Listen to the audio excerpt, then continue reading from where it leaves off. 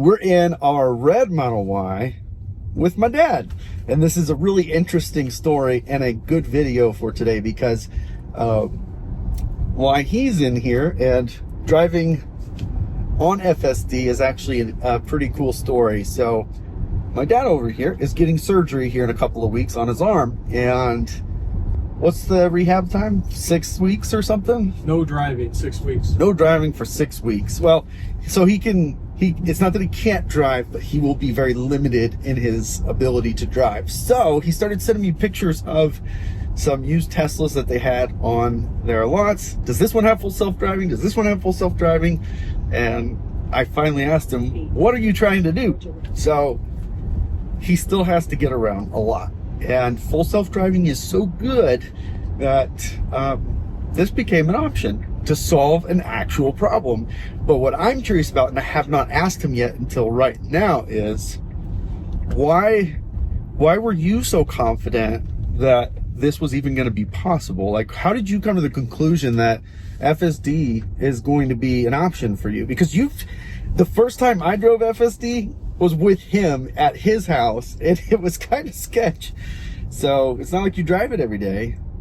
How did you come to the conclusion that this might be a solution? So I remember the first time we drove full self-drive. It was kind of cool, but very sketch, especially the roundabouts and like what's it going to do. But that seems like that was so long ago compared to what I feel now. So when I come to Florida, you use full self-drive all the time. And I'm very comfortable with just sitting and feeling it and watching it. Wow, this is really cool. So I'm very comfortable in full self-drive. And I've been asked a lot. I'm an auto dealer guy, right? So, you know, everybody knows what I'm doing. Like, I have to have surgery. I'm going to be limited. So I told my doctor, hey, I hired a driver. He said, great, I'll release you. You got a driver. My driver is a Tesla. It's the first thing that came to my mind is, wow, if I had a full self-drive, I could then rely on the vehicle to take me everywhere I need to go.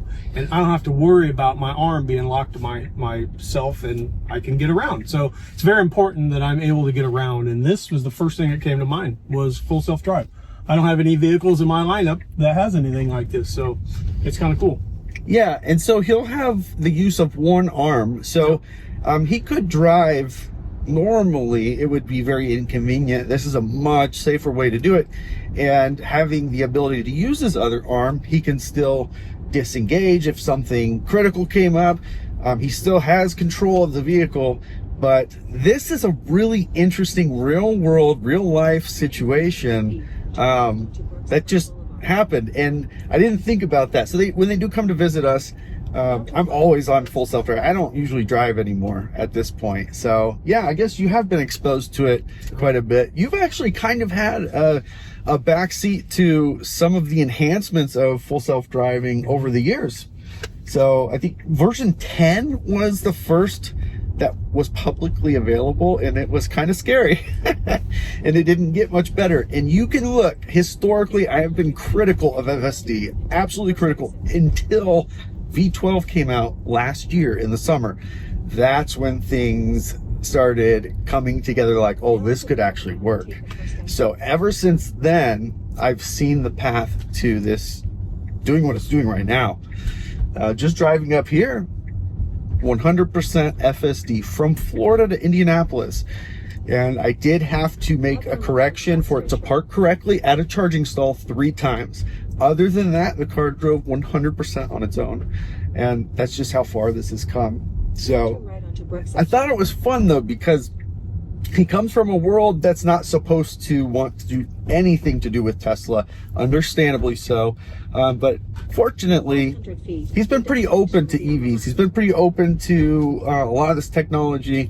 So it's, you're not supposed to be in this car essentially, but I mean, it has its use, and this is where we're at. And it's going to show the use, you know, to the organization that I represent. They're going to see me driving up in this every day and parking every day. So there's going to be a lot of questions. There's no doubt. There's already been a lot of questions. I've already been asked, are you buying a Tesla? Like, no, I'm not buying a Tesla. I'm going to borrow my son's because it's going to allow me to get around, which is very important that I still get around safely. And certainly I have operations, both my feet, my other arm, and all that. But instead of like trying to wrestle around in a car that, you know, have to have both hands and stuff, I think this is a great option. So it's going to be really interesting. I have surgery actually next week. And then I'm going to wait a couple days before I kind of get out and about. My doctor said he would release me. I can be in cars and all that, and that's fine. So it's going to be fun to get back after it on Monday, get to my office, and I guarantee you there's going to be a lot of questions. Who's driving the red Tesla sitting in the parking lot? But word gets out about me all the time. So I was just in Minnesota today, and I was asked the question, what are you going to drive? How are you going to get around? So it's already gotten all the way up there, and I kind of laughed. I said, well, you know what I'm going to do. I've got a full self-drive Tesla coming, and they're like, man, that's really cool. And they sell a lot of Teslas in our Minnesota stores, so they're kind of on board with it as well. And like I say, my team's pretty anxious to see what it'll do. So I'm sure there's going to be a lot of people asking for rides.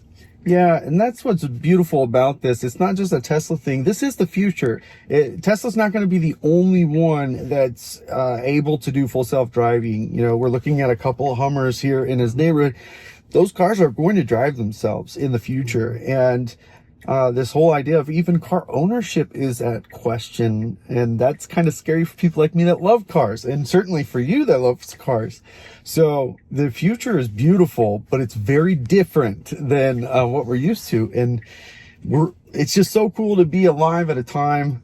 We're at the beginning of all this stuff. Once in a 100-year, you know, transition and a shift. When you think about, you know, if this would have happened to me 5 years ago, would we have been having this conversation? No, of course not. Of course not. 5 years. I mean, if you think about where all the technology has gone and, you know, not getting into politics or anything, but even with the shift of what's going on now, we still have opportunities, and we still have lots of opportunities out there. I look at 2 Hummers, and I think there's another one's a bunch of Cybertrucks in my neighborhood, and people are still getting around and enjoying what they want to enjoy, and each for their own.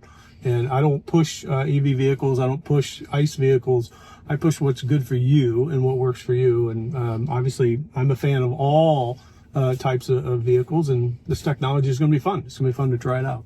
It is. And here's what's really cool. So June, we're going to have officially the first unsupervised full self-driving rides. I believe they're going to hit the day in June in Austin. It's going to be cool because in the future, I can just dispatch this car to him from Florida, and it'll drive all the way up here to Indiana to meet him. But even better than that, rather than the wastefulness of that, he can just summon a car at any time that he wants, which is beautiful. What's going to be fun is he's going to wake up and his car is going to be missing because I'm going to summon it all the way up here to Indianapolis and say, Dad, where's my car? I'm like, it's on its way to now. I needed it. That's why you got to maintain your driver list in the app. Make sure you remove them when they leave. So anyways, this is, I think this is the first time I've heard of FSD being used like this. And I think it's fascinating. I think it's interesting. I really think it's cool because of his background, why even that is not an obstacle for something that's so practical, which is really cool. So I'm excited to share this with you guys, and I'm thankful that he's willing to share this with you guys. So I think with that, man, hopefully the next update on this little saga is, well, that was a quick 6 weeks and nothing more dramatic than that. So with that, I thank you so much for joining. I can't wait to catch you on the next one.